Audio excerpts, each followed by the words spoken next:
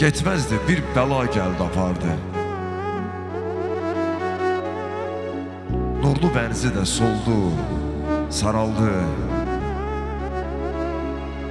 Onu zaman aldı, dövran qopardı. Bir ana vədəsiz köçdü dünyadan. Biruzə vermədi ağrılarını, özüyle apardı arzularını.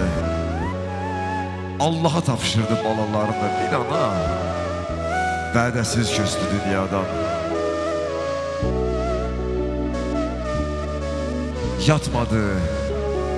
Yatmadı geceler övlad böyüttü.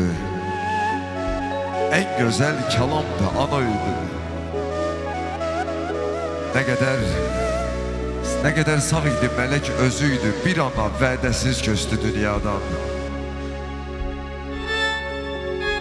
Mekanı buz kimi kəsəkli daşlı.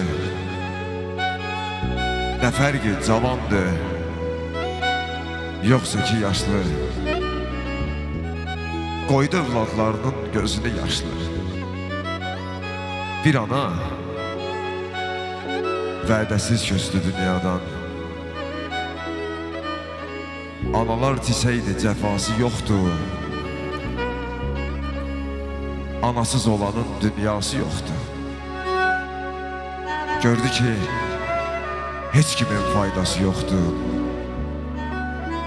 Bir ana vədəsiz köçdü dünyadan. Bir ana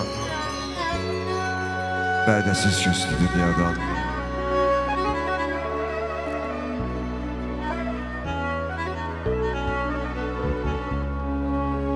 Aziz ana, şirin sözlü ana,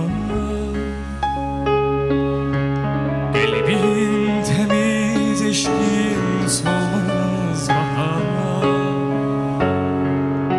Güler yüzlü, kara gözlü ana,